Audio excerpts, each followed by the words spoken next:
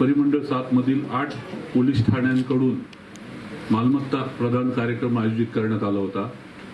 या मालमत्ता प्रदान कार्यक्रमासाठी आपण इतक्या प्रचंड संख्येने या ठिकाणी उपस्थित झालात। ऍक्च्युली आम्हाला असं वाटतं 15व्या मिनिटाला माझ्याकडे टीम होती।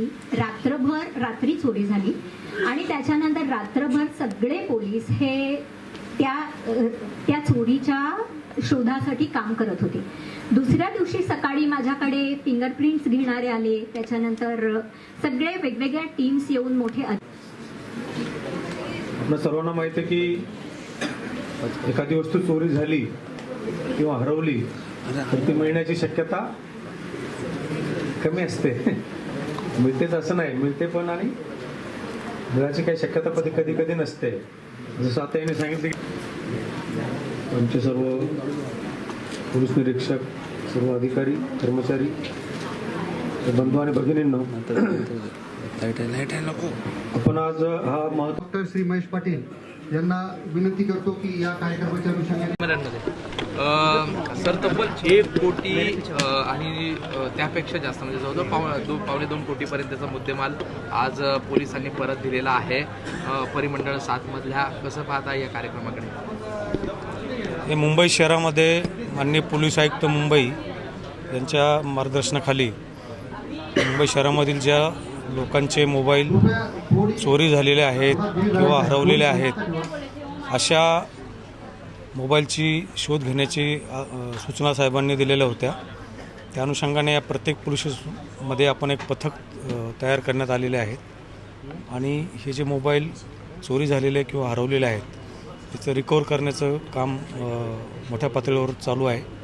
आज त्याच अनुषंगाने 1000 मोबाईल आपण आज ज्यांचे मोबाईल रिकवर झालेले आहेत, ज्यांचे मोबाईल चोरी झाले होते ते आपण त्यांना परत करत आहोत।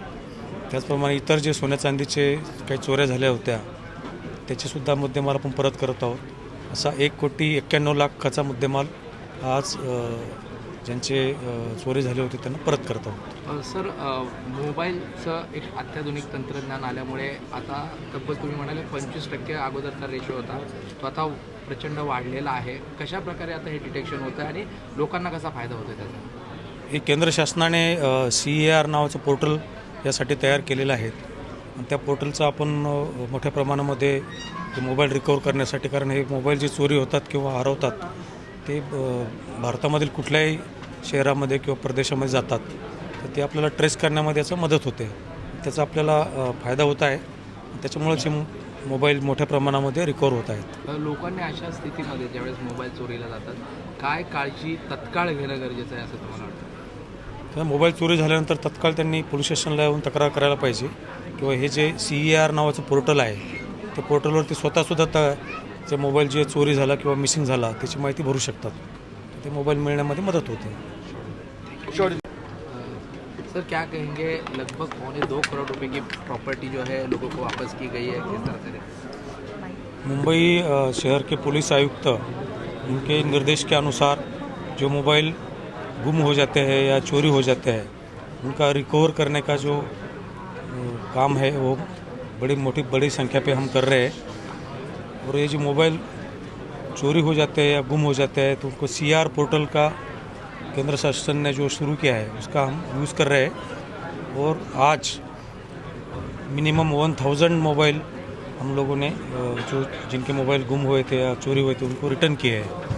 और बाकी भी जो गहने हैं, ज्वेलरी है जो चोरी हुई थी उनके रिटर्न कर दिए। तो आज 1,91,00,000 का मुद्देमाल रिटर्न किया है।